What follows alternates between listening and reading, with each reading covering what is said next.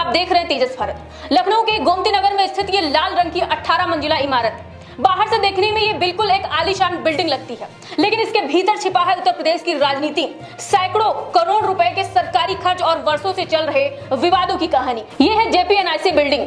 ये विशाल इमारत सिर्फ सीमेंट सरिया का ढांचा नहीं है, ये जनता के खून पसीनों की कमाई से बना टैक्स के पैसों की कहानी है। जेपीएनआईसी एक ऐसा प्रोजेक्ट है जिस पर 800 करोड़ रुपए से भी अधिक खर्च हुए हैं, लेकिन वर्षों तक जनता इसके लाभ से वंचित है। सरकारें बदलती रहती हैं, लेकिन जनता का पैसा किसी पार्टी का पैसा नहीं होता है।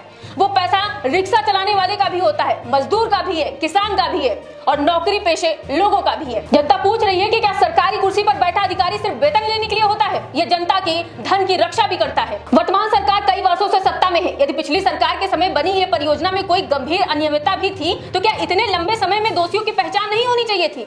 क्या जनता को ये नहीं बताया जाना चाहिए था कि जांच का अंतिम निष्कर्ष क्या निकला? और यदि जांच पूरी हो चुकी थी तो उसकी रिपोर्ट सार्वजनिक क्यों नहीं की गई? दूसरी तरफ एक और सवाल उठता है, क्या राजनीतिक विरोध की वजह से इस परियोजना को वो प्राथमिकता नहीं मिली जिसकी वो हकदार थी? क्योंकि ये किसी से नहीं छिपा है कि जेपीएनआईसी को समाजवादी पार्टी सरकार के सबसे महत्वाकांक्षी प्रोजेक्ट में गिना जाता था। इसे पूर्व मुख्यमंत्री अखिलेश यादव के ड्रीम प्रोजेक्ट के रूप में भी देखा गया है। ऐसे में आलोचक पूछते हैं कि क्या सत्ता परिवर्तन के बाद इस परियोजना को राजनीतिक चश्मे से देखा गया?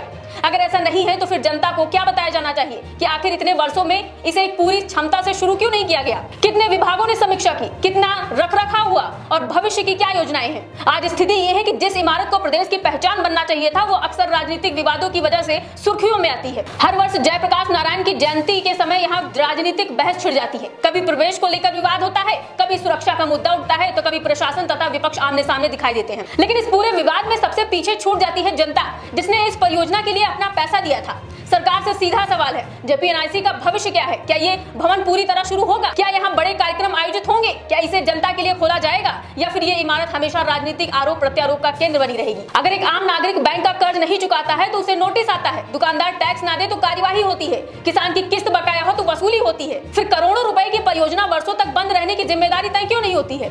क्या किसी अधिकारी से 1 रुपए की भी वसूली हुई है? किसी की पेंशन रोकी गई? क्या किसी की संपत्ति कुर्क हुई है? या फिर जनता का पैसा खर्च कर देने के बाद सबको क्लीन चिट मिल जाती है? यदि परियोजना अच्छी थी तो उसे पूरा क्यों नहीं किया गया? और यदि जनता का पैसा बर्बाद हुआ है तो उसकी भरपाई कौन करेगा? क्योंकि लोकतंत्र में जनता सिर्फ वोट नहीं देती है, जनता हिसाब भी मांगती है। और अब लखनऊ पूछ रहा है कि जेपीएनआईसी का हिसाब कौन देगा? साल 2013 में समाजवादी पार्टी सरकार के दौरान इस परियोजना की शुरुआत बड़े सपनों के साथ हुई थी। कहा गया था कि ये उत्तर प्रदेश के सबसे आधुनिक कन्वेंशन, सांस्कृतिक और खेल केंद्रों में से एक बनेगा।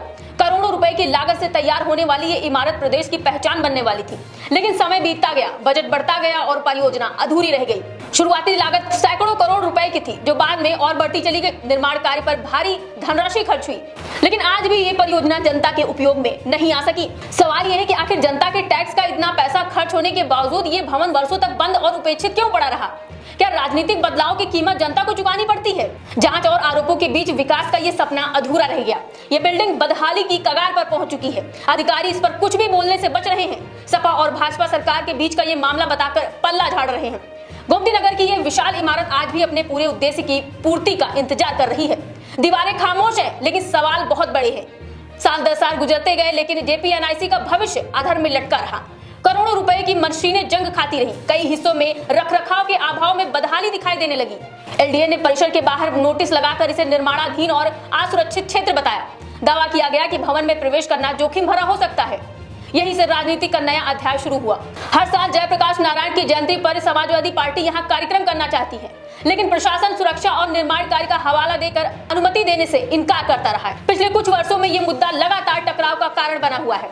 आपको बता दें कि सबसे ज्यादा चर्चा तब हुई जब जयप्रकाश नारायण की पुण्यतिथि से पहले परिसर के बाहर ऊंची टीन की दीवारें खड़ी कर दी गई। अखिलेश यादव ने इसे लोकतांत्रिक अधिकारों पर हमला बताया और सरकार पर गंभीर आरोप लगाए। उनका कहना था कि सरकार इस परियोजना को जानबूझकर बंद कर रखी है और जनता से सच्चाई छिपाने की कोशिश की जा रही है। दूसरी ओर प्रशासन का तर्क था कि सुरक्षा कारणों से प्रवेश प्रतिबंधित किया गया है। दिलचस्प बात तो यह है कि जेपीएनआईसी अब केवल एक भवन नहीं रह गया, ये उत्तर प्रदेश की राजनीति में सत्ता परिवर्तन के साथ बदलते नजरिए का प्रतीक बन चुका है। एक पक्ष इसे विकास और आधुनिक सोच की पहचान बताता है, जबकि दूसरा पक्ष इसे फिजूल खर्ची और वित्तीय अनियमितताओं का उदाहरण कहता है। सबसे बड़ा सवाल आज भी वही है, अगर इस परियोजना पर 800 करोड़ से भी अधिक रुपए खर्च हो चुके हैं तो आखिर जनता को इसका लाभ कब मिलेगा? क्या यह भवन कभी पूरी तरह चालू हो पाएगा?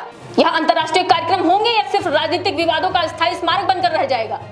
जेपीएनआईसी की कहानी सिर्फ एक इमारत की कहानी नहीं रही, ये उन सवालों की कहानी है जो जनता बार बार पूछती है। करोड़ों रुपए खर्च होने के बाद भी परियोजनाएं अधूरी क्यों रह जाती हैं? सत्ता बदलते ही योजनाओं का भविष्य क्यों बदल जाता है? और सबसे जरूरी बात तो यह है कि जनता के पैसों से बने ढांचों का असली मालिक कौन है, सरकारें या जनता? जब तक इन सवालों के जवाब नहीं मिलते तब तक जेपीएनआईसी की लाल इमारत सिर्फ कंक्रीट का ढांचा नहीं बल्कि उत्तर प्रदेश की राजनीति का सबसे बड़ा अनुत्तरित सवाल बनती रहेगी। फिलहाल आपकी इस रिपोर्ट पर क्या राय है, हमें कमेंट बॉक्स में